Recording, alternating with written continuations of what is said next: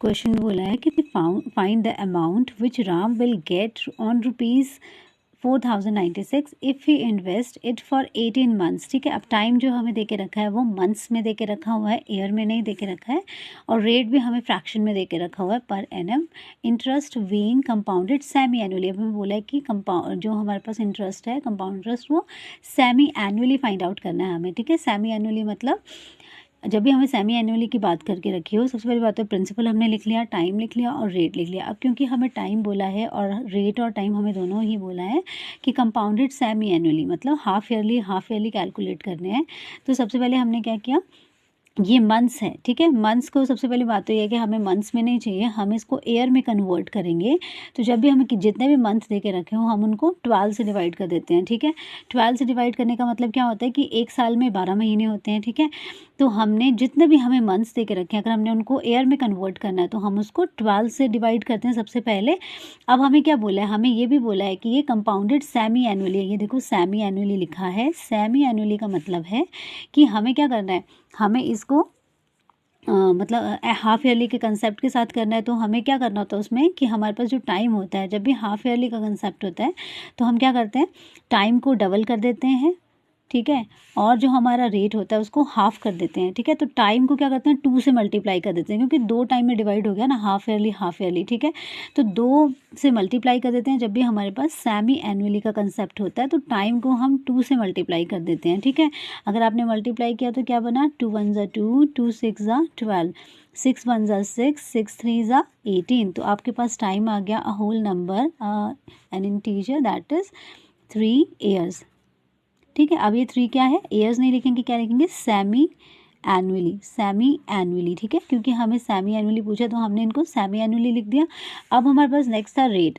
तो होता क्या है कि जब भी हमारे पास कंपाउंडेड सेमी एनुअली हो, हाफ ईयरली हो, तो हम क्या करते हैं, सबसे पहले तो ये फ्रैक्शन है, इसको कन्वर्ट कर लेंगे किसमें, इम्प्रॉपर फ्रैक्शन में। ठीक है, मिक्स्ड को इम्प्रॉपर में कन्वर्ट करेंगे। 12 2 ज़ा 24 प्लस 1 25/2%।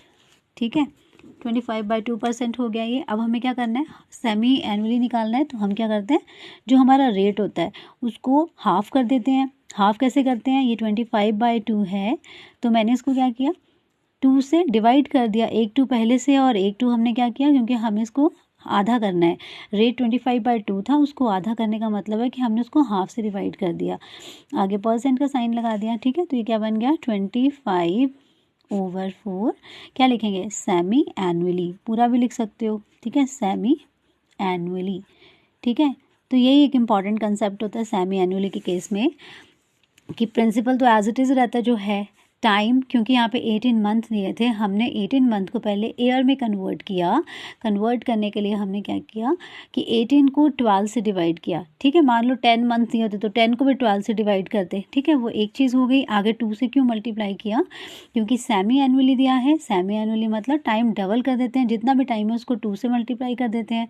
ठीक है, तो हमने फिर इसको सॉल्व कर लिया, क्योंकि ये तो फ्रैक्शन में है। तो हमने क्या किया, 2 6 ज़ा 12 और 6 3 ज़ा 18। तो हमारे पास टाइम आ गया 3 सेमी एनुअली। और रेट क्या आएगा, रेट को पहले मिक्स फ्रैक्शन को चेंज किया हमने इम्प्रॉपर फ्रैक्शन में। इम्प्रॉपर फ्रैक्शन में चेंज करने के बाद हमने क्या किया, अब बोला है कि इसको रेट को क्या कर देते हैं हम इसमें आधा करने का मतलब है कि हम उसको 2 से डिवाइड करते हैं। तो एक तो 25 के नीचे पहले से 2 है, और एक कहाँ से आया कि हमने इसको हाफ कर दिया है। तो हमारे पास कुल मिला के बना 25/4 सेमी एनुअली। ये हमारा रेट बन गया। नाउ द नेक्स्ट स्टेप क्या पूछे हमें, बोला है we have to find out the amount. तो अमाउंट के लिए the same formula we are going to apply, and that is principal into 1 plus r upon 100 and the power is n. Here n represents the time. Okay, so it is 4096 principal था।